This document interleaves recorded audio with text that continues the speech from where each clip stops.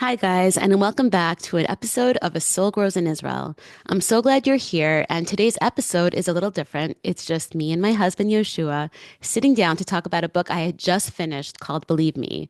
Now, no, we're not taking a deep dive into any personal trauma because remember, we're not licensed therapists or psychologists. We're just two people having a real thoughtful conversation about a book that tackles big topics like healing, trauma, and the way society needs to help people respond.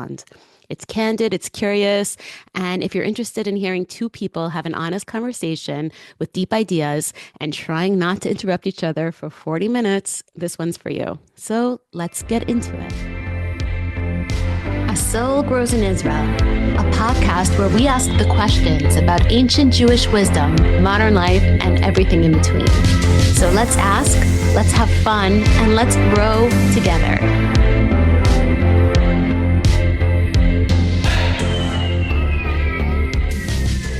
Hi, everyone, and welcome to another episode of A Soul Grows in Israel. And again, I am joined by Yehoshua, who will soon be a household name for you guys. Hey, Yehoshua, Hello. my husband. Hi, guys. Everybody. So we are recording. Well, we actually just did another recording this past week, and you weren't so excited about the results. And you I said, was okay, talking too much. so don't overcompensate and not talk now. Oh no, we're gonna have a shy guy. Shairani. Talking too much, that's all. We just finished Shabbat and it was really, really nice. And I just got finished with a book that totally sort of blew my mind. It was called Believe Me. hmm And we just started talking about narcissism and people healing from trauma. I don't know why I find that stuff so fascinating. It's interesting. I mean, our personalities are comprised of, at least in parts, that stuff, right? So when you read a book about someone else's childhood and someone else's experiences and how it shaped them and how they learn to learn from them, you learn to learn from your experiences. And from It other doesn't people's happen automatically. experiences. Well, When in the I'm book, that lady learned from other people's experiences no, too. but like I learned from that. Oh yeah. Yeah. I just think it's interesting that you learn to learn from your life experience as opposed to just automatically discerning something or being able to benefit from it. That's what I see, like the way you discussed it afterwards. It was pretty incredible. Yeah, I was like, oh, and all these thoughts popped into my head about understanding other people in my family or people I know who have suffered, friends that I know even. And then, of course, my other best friend, besides for you, is ChatGPT. So I did like a deep dive after Havdalah and I just started like typing like, okay, this kind of behavior, how would that represent itself? And as a friend, could you help someone going through those types of things? So it sort of like opens up Mm. my mind. And then I know ChatGPT is like scrolling through every medical journal ever written, Yep. and I It's get a amazing. paragraph. Yeah. That's amazing. You were discussing the book after you finished reading it. It just struck me how there's not much that could be done for a period of time after you go through something. There's this period of time where it's just going to affect you. You don't know how it's going to manifest itself. And it reminded me of what that this surgeon that we spoke to recently said that there's like a healing time. You do surgery and then, we asked, when will it be healed? When will I be back to myself? And the surgeon said, well, at 3 months, there's 70% healing time. At 6 months, there's 90% healing time. Well, and he said, well, that's just the statistics. And it seems to be that from the book that you described, the way she um, processed it, and the way we're discussing like our lives and our childhoods and our adolescence and our experiences so many years later, it seems to be that there's a time where there's not much to be done about it. I agree. The difference is with mental health or spiritual health, if your body will heal on its own because it's like mechanical, it's like physiological, but with spiritual and mental health, something can have the capacity to heal, but then is not healed without paying attention to it or learning or actually diving into it and trying to understand what you are, why you react the way you react, I'll why you even make your behave. example stronger because let's just say you ask this doctor, when can I start rehab? And he'll Mm, say, not yet. right. So in a way, even if the body will heal itself, you have to heal the body by doing rehab. And I think that there's like an amount of time where you need to be off your feet. And I think it's exactly what you're saying with emotional or trauma or mental health. There are times where you're just surviving, and this is not the time to treat yourself. And you're not even conscious or open to sort of healing. You're not there yet. So when you know someone who's going through something, if you're a friend of theirs or a family member, all you want to do is heal and help them. But sometimes they're going to have to hit what people call either it's rock bottom or they're going to have to learn from trial and error. And sometimes it takes like years, I guess, till you're ready for that. It takes time to like for that stuff to be absorbed, and then before there's even a reaction, you know that there's going to be an experience where they're going to feel it later. I was discussing this with a friend of mine. His ex-wife had died. You know, the experience happens, you kind of take the hit. If people that are in a tough situation like that, where they're experiencing the loss of a loved one, are surrounded by a loving group of people that are looking out for them, combined with at least access to therapy. Yeah, I want to zone in on the idea of there's trauma with a bunch of safety nets and love, and then there's trauma without that stuff. And the people who go through trauma without that, it's like a triple whammy, because Right. they The never had a way to loneliness. process. Right. So the trauma and the post trauma is its own Right. experience. I always talk to people who, like, I'll have a student and she'll be like, "Oh, my parents are divorced." And I'm like, "Oh, okay. So here I am. I feel like I might have some insight and we can have a relationship in a way because I identify." And Mhm. then they'll describe like how their parents are best friends. And I'm like, "Oh, no. I mean, I'm not minimizing what you're going through, but I got no insight for you. You're doing just fine." It's so different. So interesting. And now I'm remembering what we were discussing. It was about a friend of ours who we had lunch with someone recently with our friends, and their child was he's a commando, and he was in a military situation where he was injured. Friends and were killed next to him, and there was this thing, like this idea, like to check the box and to go see a therapist. And I think that's really important. And I think like once you kind of break that mold and say, okay, I can go to therapy, it doesn't necessarily mean that that first time that you go to the therapist, like something will happen, or you'll even know how the trauma will manifest itself, or if the trauma will manifest itself. But sometimes it just takes time to see how you're going to react to it. It only happens later, right? And it might not happen at all, but it's like just nice to know that I think that you're capable of taking care of yourself, that people around you care for you, but are not insisting that you have the reaction that they expect you to react, to have. And I found it very, very interesting. I Here's an unpopular opinion about this. I wonder if sometimes you get sent to a therapist, let's just say it's talk therapy, and Mhm. they're not educated in maybe trauma therapy, which is a bit different, but okay. And the therapist is giving you ideas to make your life better. And what ends up happening is I think there's a subliminal message saying you're not doing enough. And if you only did the following, you'd feel better. And a lot of people do those things, they don't feel better. And I wonder if there are like niche therapists for specific Mm, kinds of people and I'm sure there chemistry are. wise. The show must go on. I just opened up a soda and it just exploded all over me. It fell. I should have known better. I now have Oh yeah, if it's falling. grapefruit sparkling seltzer. It just went down my shirt. But the show must go on. We're going to continue. No, I think it's an interesting We just conversation, but like dove right in. Like we didn't even like, I don't it's know. interesting. There was no hors d'oeuvre. There was just like boom.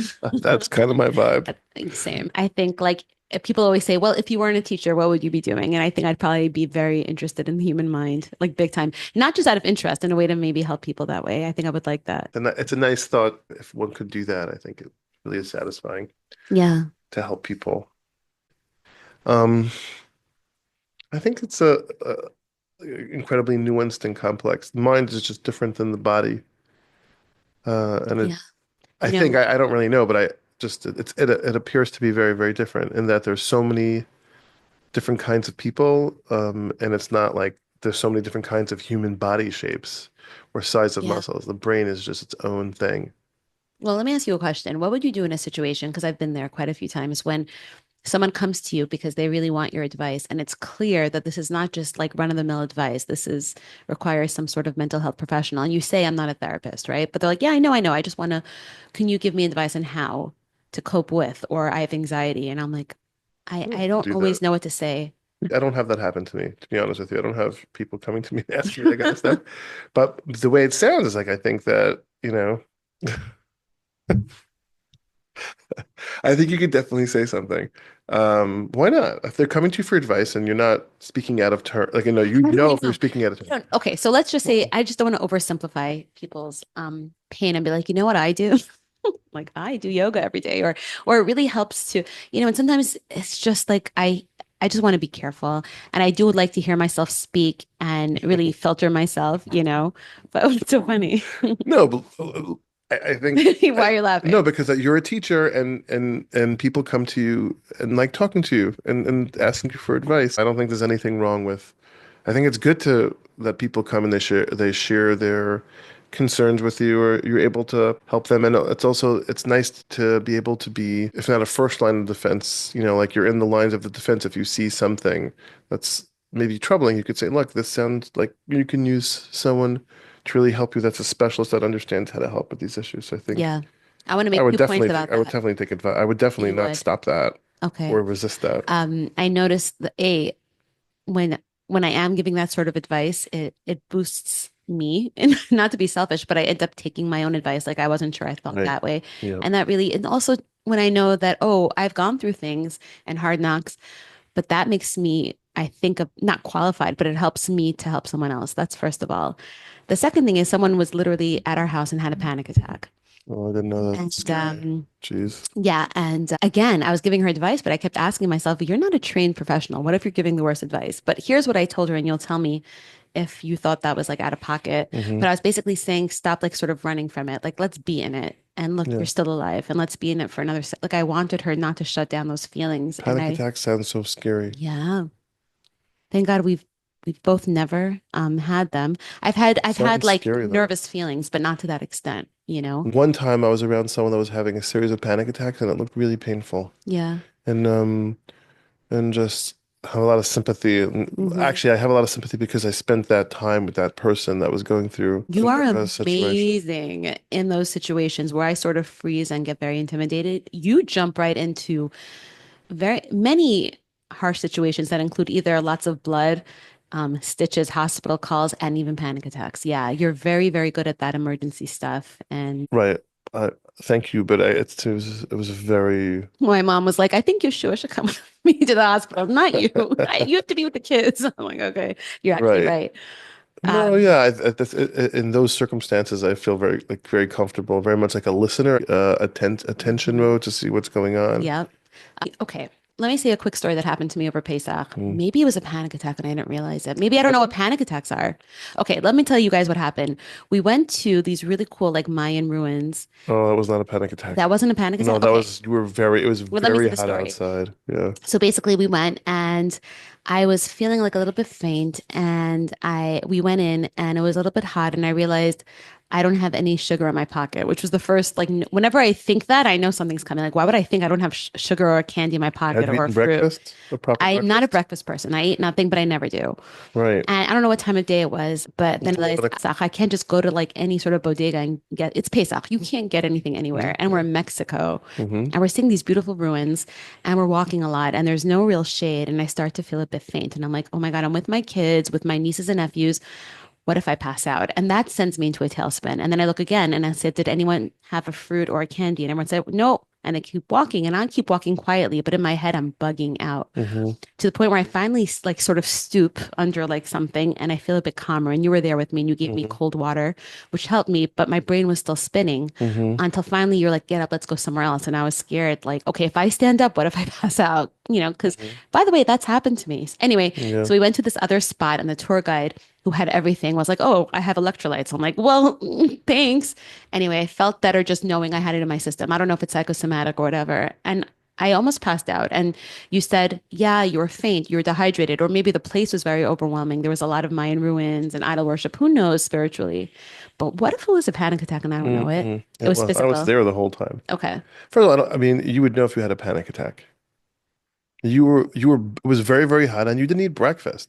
But like, let's say you're going out and it was very hot outside. It was super warm. I'm the only one that brought water with me. I had my jug of water. Does a panic attack feel similar to that?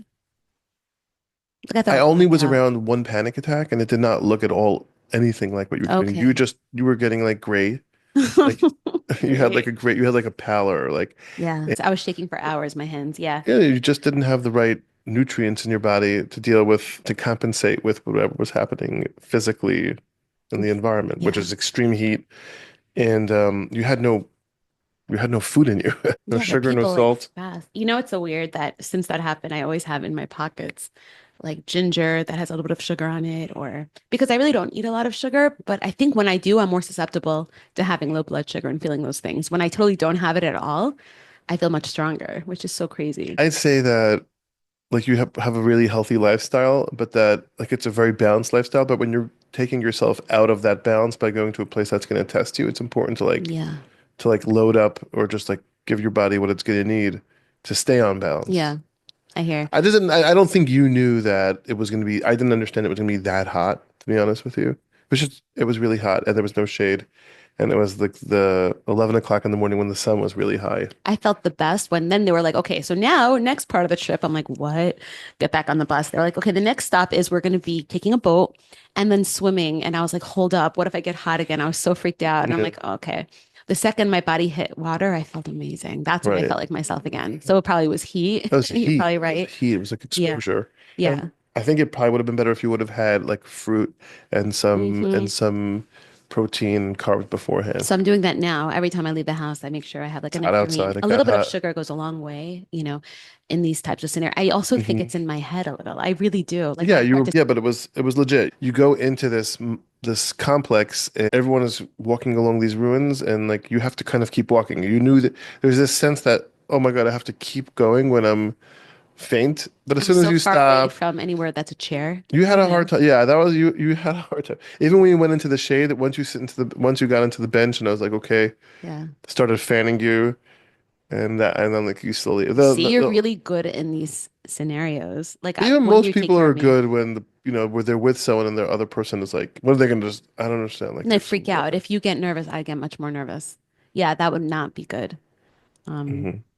I need someone very steady. What was gonna happen? How could I get nervous? What's gonna What's happen? wrong? I don't know. You could. What's wrong with her? What's she dehydrated? If someone would mention like, I don't know, Mhm. hospital, I don't know, I would go crazy. Like I Okay. need someone just being like, she needs some like Gatorade, everything's No, fine. that's what it Like was though. You just needed Gatorade. I knew it. I knew that's what I You just needed. had no Gatorade. That's a thing, you And a know. Gatorade. But I've had different parts of I've had it a lot when it came to heat. Like when I go to the share at our shul, because I've had scenarios where I looked around me and it was really like warm and I thought doesn't feel very good. And so I think it's a heat thing. Well, you're speaking to a person who does not like heat. I'm This more summer, sturdy than you. You're very strong and fit, but you're not very sturdy. I'm like those people in the Victorian age that would probably just pass out from those No, you are fit. Like you eat healthily and like I just think that like your life is set up in a way where it's very balanced and gentle. and you live your life in a way that's in sync with the life that you I choose to live. respect my limitations. We had a meal today, and this woman who we ate with No, has that's the not true. You same. teach, sweetie. Like you No, I test know. yourself. No, it's not So like we that. had this meal, and the woman we ate with has the same physical build as I am, Mhm. and she lifts weights. And I said, I do yoga. Do you think I should be lifting weights? She said she always felt very physically weak, Yeah. which I really understood. I felt like that in my life, and so therefore it gives her strength. But I do find that with yoga, maybe I don't know if you guys are Strength like is good. strength building is good, but I have always felt like that, like feeling of like, wow, people like cooked all day, but if I did that for 4 hours, I'd be like, I can't do that. I need to take a break and then come back to Mhm. it. So I've always felt that thing, of You could definitely do some strength training. It's not very hard to do at all. Like you could do the same things that I do with smaller it's weights. not With like, hard. It's not hard. The reason I it's love not as sort fun of, as yoga. I love the yoga Yeah. Pilates vibe very much. I love using my own body as Hmm. resistance. It just feels good You and could then use give your it own it. body, and then like while you're using your own body, hold like a 5 kilo, a 10 pound, or like I we do a can get lot you of the smaller ones. lunges. I could do that with weights. I see that on Yeah. Instagram. People be doing it and filming Overhead lifts it. would do a lot for you, like lifting weights over your head and holding it over your shoulder. Health advice with You know what I don't someone want? who likes Kugel. No, it's good. Personal trainers are also, it's like a therapist in a way where you have to be really careful about chemistry. When I Mhm. turn on a YouTube yoga video, which I do now instead of going to yoga instructors, because mine left Israel. So I said, I'm done. So now I'm on YouTube, which is free. When I find someone good, like that's my person. You have two people. I have two people. You have two people. You have the lady and her husband who's like very like, it's Ashante. Yeah. Very he Boho like beautiful boho guys. beautiful, They are right? not sponsoring that. But yeah, they're very like, Yeah, you should get them to sponsor it. but they have pretty locations and it's aesthetically pretty No, and, it's and it's really hard, right? challenging. It's It's challenging. challenging, And then not the really other hard, ladies, but there's like this regular lady that I sometimes see Esther like doing yoga with, and like you really like her and all that stuff, but she's it's not too easy, challenging, right? It's not worth it, right? But what you were you know? saying? So, because I had this yoga instructor, she was so good. Oh yeah, And she was it really turned good. out, yeah, she was about to convert to Judaism actually, because she Yeah. was living here in Israel. And she was, first of all, her playlist, okay? When you have really good music, and it was in this gorgeous tent with breezes, and she had beautiful dogs, the whole vibe was so great. Yeah. There were like 40 It's of like us, and this it never huge felt, wooden tenty yes, thing. It was so cool. yes.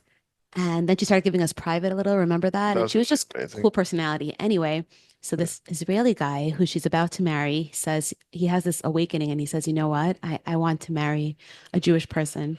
And she wasn't converting for idealism. She was just converting for him. And he wanted something deeper.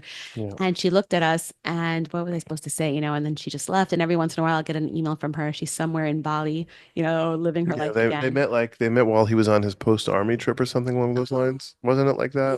that? That type of experience must be a real turnoff. I think it's important that people don't go do things which will eventually break people's hearts, like Yeah. I'm not into that. But it's like what you Especially, said before, though. You're not always conscious mental health wise of making bad decisions like that, yeah, no, I'm not judging or anything like that. I just to me that was really heartbreaking. Yeah, it was. But I totally understood his perspective. So then don't go and like, Yeah, I know. move in with her and Yep. bring her to the country that you live in, which is a Jewish country, and like, and then introduce you to your parents and live near your parents and open a business with where she's always around with like people in your community. I would just say it's a really heartbreaking. To Yeah, me, the idea of that is very like, dude, you're just like crushing a human being. Like it's not chill. yeah, yeah. Sad. It's confusing. My mom had, she's not alive anymore. My mom had an aunt. So basically, my mom's uncle, Your mom is alive, but your mom's aunt is not alive. right. Yeah, yeah. My mom's uncle married this woman. And I remember when I was growing up, my mom always said, uh, she'd be such a good Jew. I would trade her out for someone because she was such a cool woman. And, it's like, When you say, I mean, a good Jew, you mean like it would be so nice if she was part of our tribe. yeah, no, That's what you because mean. yeah, not for us so much, but almost that she felt sort of like an outsider to the point where her children are not Jewish, but they identify as Jewish because their dad is, you know, Oh, yeah. you Well, know, she was married to a Jewish guy. right. Um, How does that work? It was always patrilineal until a certain time, uh, and then it became according to I the didn't know. mother. I don't really know if it was There were patrilineal or times during matrilineal. Jewish history and they changed it. It's Uh, very interesting. I don't know Should I anything about chat that. GPT it now? You can. Let's see, guys. Okay, here we go. You ready? Yeah. In ancient Judaism, Jewish identity was originally patrilineal, passed down through the father. But by the Talmudic period, roughly 200 to 500 CE, the rule had shifted to matrilineal descent, meaning a person is considered Jewish if their mother is Jewish. I wonder why they changed it. Kohanim and Right. Leviim, they still go through their status of the Through the father, like it papas. was always old school. So you just ask right in the good chat, why did this change? Okay. Oh, wait, it says it here. Why the shift? Yeah. Sociological reasons. In case of rape, slavery, or intermarriage, the mother's identity was more reliably known than the Hmm. father's. Religious influence, the mother was seen as a more influential person in child study. Cultural boundary, it served as a stricter guardrail against assimilation during times of diaspora. Yeah, that's what I mean. I think it sounds like it's the outside sandwich ones are the right ones. The Not outside that sandwich. not that the moms are not more important, but I think that when the Jews went into a period where there was like aggressive encroachment and they were being invaded and there were a lot of like rapes and slavery, like people were carried off to slavery. Like how would you know? The mother was pregnant for a long time and So, how does that she go would with, know if her sorry. child was Yeah. her child. So, how do you explain that with the soul aspect of someone who's Jewish? If they could just change it, 'Cause, then maybe someone who's half Jewish really is Jewish. well, it says God gave the Torah to the Jews, and the Jews can basically form the Torah based on what is necessary, and then he'll cooperate with that. And so he cooperates with that. Hashemayim And the Shemayim LaHashem, right, Va'aretz Natan right, L'Bnei Adam. right. So Hashem cooperates with it. He's got no beef with that, really. So then the spiritual rules change according to how we interpret things. That's wild. Under the right circumstances, they just shift like in a fluid way. Like, That's crazy cool. without that dynamic, we'd be lost. So he just wants us to do our best. When you do your best, you're like doing his will. Yeah, I That's crazy agree. cool. I agree. That's like the fundament. That's the way it works. How do you know you're doing your best? Everyone knows. We know. Who knows? But if you're really hard on yourself, your best might not be good enough, and that's not So that's why you have to cool. have someone around you to say like you're being too hard on yourself. Someone you trust, someone you can go Right. to who'll give it to you It's straight. nice to have a rabbi that you can ask to, especially halachic stuff. No, not besides for halachic stuff. This Yeah. stuff is different than Yeah, I halachic agree. stuff. It's Yeah. easier to ask a rabbi halachic stuff because it doesn't take much from you. There's nothing like vulnerable about you saying, I by mistake put my dairy spoon in somewhere. It takes a lot to say, here's my daily sort of activity, or here's what my goals are. Am I on the right track? Am I doing too much or too little? That takes like a lot of trust. Someone has to know you at that stage, right? Like the rabbi, like it's basically a counselor, a spiritual counselor. So if the person doesn't know where you stand or how like what your life has been like, and it's really hard to give direction. You had that once. Yeah, he is special. It's just that he's set up in a way like the organization is very hierarchical, and the it became to me like embarrassing. I don't know how to describe it. There was too much pomp and ceremony around access to this spiritual counselor. Yeah. He was just a rabbi, a young guy, and he was really cool. Really like him. In Chabad, they have that concept of a mashpia, which means someone who, I guess, an influencer, but not in that way, but Mm. someone who can guide you. But I was thinking about a sponsor for, let's just say, someone who's sober. They've been out an alcoholic and they went to AA. And then when they're feeling something, they have a sponsor who will drop everything and say, if you want to Pick pick up up a the drink, phone, call me. you know, tuck Um, them off the cliff. yeah, I think that's what a mashpia is too, and less hysteria maybe, or Less, less yeah, desperate. that's that'd be really difficult to be put in a place where you are a rabbi and people call you constantly when they're in spiritual crisis I think constantly. that does happen. I know, I think it does happen too. Oh my God. Yeah, but if you're really It's good exhausting. at separating, you're not too much of an empath, I would say. Like if Mm, you're good at like hearing their yeah, problems and you hang up and you're still whole as a person, yeah. you're really well equipped to deal with stuff like that. And not everyone's like that. And I guess not everyone would be a good sponsor if they would take it to heart every time, because then they would be like a mush, Right, but inside. aren't the sponsors generally also So alcoholics? not always. You would think so, not Not always, always. but very often, yes, but very often way in their ancient history. It's not like 4 years ago. Right, they're really strong 20, and 30 they've years done. later, yeah, they know all the signs. They know when you're lying to them, the whole thing. Yeah. It sounds really frightening. I'll be honest with you. Does it? Yeah, it sounds really frightening to be an alcoholic or someone who's addicted to something in recovery. You have to give people like that a lot of credit for doing that. Really searching and trying to find your way out of this thing.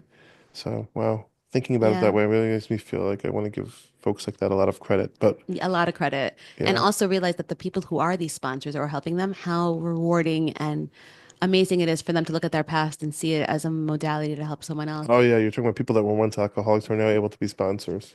Yeah, it's amazing. It's just No one can very understand them super the way rewarding. someone else who's been there. That's what I was saying about talking when I talk to kids of divorce or when I talk to step parents and I tell them, like, I'm not on your side. I'm sorry. I know I can't. I'm always going to be on the kid's side. When I do that, it's only because I feel really Not that you're confident in not my on their side, opinion. sweetie. It's like you're just I'm really on their helping. side. You're on their Dafka. side. You're just Yeah. really saying it's important to be kid-centric because Yeah. they're the ones that are living their most formative years and will carry trauma. That's right. And you got into this by your own choice, and these kids didn't ask for any of that. Right. And the reason I feel so confident in that is just because I've been through it. And if I was just adjacent to it, I wouldn't have much of an opinion, Right. Well, you know? you definitely have the experience.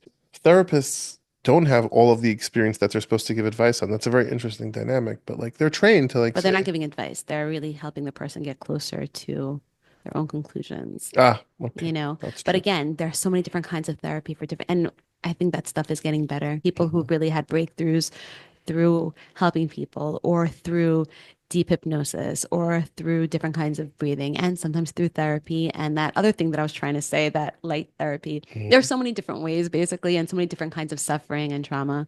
And I just can't help think about all those Holocaust survivors that had no access to anyone that could, Survival. They were just they surviving. were Yeah. just surviving. And I think speaking amongst each other was validating. And my last point was community is very healing. If you find a community of people who went through what you did, I'm not saying it's Right. better The than AA thing therapy. is like that. Yeah. The Yeah. AA thing is like that. Yeah. Yeah. So, the synagogue, the shul my grandparents went to, it was only Holocaust survivors. But they never And spoke to each other about it, did they? well, my grandmother would till late at night with her sisters. Really? So yeah. Yeah, they did. I think they did speak about it a lot, just not to us. And my grandparents didn't want me to know stuff. They wanted me to have like a very carefree, Right. fun life. You know, it's so interesting because when I went to Poland, everyone kept talking about how meaningful this is for their grandparents. And I just couldn't help thinking my grandmother didn't want me here. Like she would have been annoyed that I went there. She wanted me to be in Israel, You living my try best life. to put yourself in that situation. Yeah, like you get it, you know it. What are you trying to learn? Like you lived with us, you know? You think so? Like, what about your grandfather, her husband, who was in the camps? I think he would have been okay with you going there. Don't think so? I don't think so. You No. know what? I think they would have been proud of me when I said I did make a speech in Auschwitz, and Hmm. it was very much to their spirit of, yeah, of surviving and building again, but also at the Warsaw Memorial, how we have Israel and we're going to fight for our existence and we'll, Bezrat Hashem, never be in that scenario again. That's when I felt like I was bringing some light. But when I Hmm. was just seeing the sites and the ruins, I was just like, this might be really good for people who have no access to the Definitely, I Holocaust, definitely hear what you're saying. you know, or not Jewish, and they need to learn what hatred of Jews can Hmm. bring or to anyone. It's very interesting. But I don't like disagree with teenagers going, like, I understand. I found Poland very interesting. The cities, the towns. You went with our son in his class. Yeah. You weren't a chaperone, but you Right. kind And of I was were. on my own. I was on the car behind their bus. Each place has its own spirit, and obviously some of them are really, really difficult. But I found the whole place extremely interesting, and it like gave me a visual for something that I knew about, both the countryside, the forests, the place where the camps were, and this Warsaw and Krakow, and the small teeny villages that we visited, and I visited where my grandmother was from. I found it very, very interesting. I mean, That's why we're two different people I reacting think to it's the things. same way. Like I think the same way. Like when I see something horrific happening in front of me, I'm able to like witness it Right. and like not detach myself from it, but like I am slightly detached from it. And you're like right there, like broken Yeah. bone, I can't deal. But however, Yeah, very often when we're hearing someone's problems, I can detach from it, and that's when you get really like but I'm very involved. empath. It's yeah, it's really weird. It's hard to We're like understand. opposites in different directions, which, guys, that's the yin and the yang. Thank God. Because if we were both reacting in the same way, we wouldn't be able to be the stable one for each other. So Yeah, I like that when you're strong, I'm less so, and vice I think versa. that's true. I think that's why people don't come to me with their psychological or their family issues. People don't come to me. Hmm. Perhaps they know I would be like, what the like, like, What or would you I say? wouldn't know how to react. I probably would be like, oh, good luck with that or something No, along those really. lines. Okay, so let's try. You ready? What would you say if someone like you were sitting on the couch and I don't know, we have these Shiva boys over, and one of them came Mhm. over to you and said, My parents are getting divorced. I'm really yeah, sad my about parents it. are getting divorced. I'm really, or yeah, or I had a loss or whatever. And they came to you and said, I'm just looking for advice. What do you think I should be like doing? I'd What be would you like do? highly technical. That's the thing. Like I would not have the sensitivity to be talk on that level. I think I that's believe you. You know, also men and women generally do react to things differently. I'm not saying there aren't men right. that are, really good at this stuff, but generally speaking, Hmm. I see when the kids come to me and when they go to you, and they're for different scenarios. Yeah. That's natural. No, they're lucky they have you. They're lucky they have you. Yeah, they're lucky they have both of us, but it's like, yeah, definitely different. Yeah, when you have two parents with very different, not very different, but different enough, and their approaches are different, you get like a nice balance, you know? Yeah. That's why I kind of like when a woman and a man are together, people always describe like what, like such different kinds of humans coming together, but that's really it. That sort of, you can call it friction, but that kind of dissonance is so nice for stabilizing a home. Yeah, it's balanced. Yeah, balance. I think that the idea of being balanced and not taking an extreme stance Hmm. is healthy. It is. I agree with that. Yeah. My opinion has been changing over the last number of years. My opinions are allowed to evolve. They should. Right. Not only allowed to, but thank God. And we don't want to be the same person at 14 with the same opinions as you are when you're 70. Like you'd hope that you got wiser over the years and you let go of beliefs that weren't serving humanity or yourself. Like we're serving the truth. It's a good one. I think so. You approve of this Yeah, I was episode? talking way too much last time, and I was also saying things that took a long time to say that were very elementary. Like in other words, I was just for some reason I was just talking for a long time. Imagine a tree for a second, and you have the roots and you have sort of the fruit tree. So you have a choice when you're making a sentence. You can go straight up from the roots, up the bark to the tree, or you can go out on a bunch of branches and then more branches and then more You branches. could do a weave. I remember Joe Rogan said that Trump kept going off on these The tangents. weaves. He calls it a Yes, weave. But the weird thing was he found his way back each time. You just had to Yeah. be patient. So maybe when you felt like you were being very wordy, you were just sort of like going out and then you came back in. A monologue. I mean, basically, Trump is Trump. So, like, Joe Rogan is talking to him, and Trump can go on for 6 minutes, and Joe Rogan's not going to say a thing. When I'm a guest on A Soul No, he Grows in did. He was Brooklyn, like, I whoa, have whoa, to be whoa, come concise. back. Yeah, eventually. That was after like 6 minutes, though. On A Yeah, Soul when Grows in yeah. Brooklyn, people have to cut, have to bring it. Yeah, yeah. You Can't got be to bring like it because that tree that's growing in not in, soul grows in Israel, not in Soul soul Grows in grows in Israel, yeah. Brooklyn. But yeah, 100%. And I'm that soul that is growing in Israel. Are That's what you? I feel like it's That's really about. great. Well, it's about all of us collectively, but I feel like my growth, whatever that is, but my growth into myself, well, it's been happening my whole life, but I think Israel is a huge factor and character in my life. Oh, it's amazing. I love living here. It's Love really it. special. Yeah. Very lucky. Fortunate, not lucky, fortunate. Right? Right? Yeah, you taught me that. There's That's a true. difference. Lucky is like, Lucky's happenstance. Fortunate's like, oh, I really am like fortunate. Like it's not mazal. It's like, it's a mazal. It's not that. It's yeah. yeah, definitely. We can talk all night, by the way. So I'm going to We end it in a can't few though. minutes, you guys. Yeah. But to tackle that idea of feeling lucky, I think a lot of people, when they feel those things, they feel guilt associated with it, maybe low key. But then I think if you really believe in divine providence and hashgacha, everything you have and don't have is divinely ordained. So if you have something, it's because Hashem wanted you to have it and to use it as a tool in life. So there shouldn't be guilt.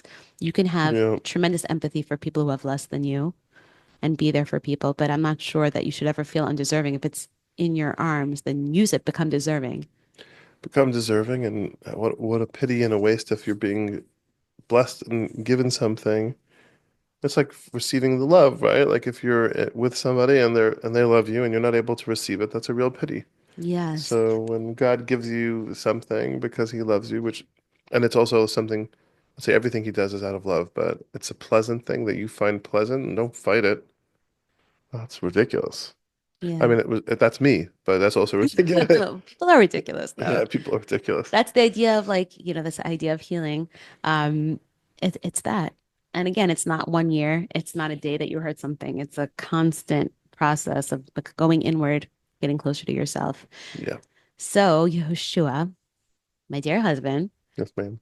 thanks for being on the podcast. It's pretty cool because it's in the attic. So really, all I did was just go to Hang the attic. out. We Yeah, just hang hung out. out, but we might not have made the space for each other to hang out. We might have like resorted, like again, it's Saturday night. We might have gone into our own little lives or phones or books and Just said watch goodnight to each TV. other. Yeah, but instead, we had some nice conversations that I hope you guys out there enjoyed. Fill us in, leave some comments. I want to hear. I want to hear Yeah, what you think. this is nice. Thank you for having me on, Okay. and thanks for doing what you do. Just like being out there teaching, doing podcasts. That's pretty cool. Everything you guys do when you're trying your best is pretty cool. That's the bottom line. All right. Thank you so much for listening, guys. This has been so much fun. Thank you very much for having me on, Esther, and Shavua Tov. Have a good week, Very everybody. official.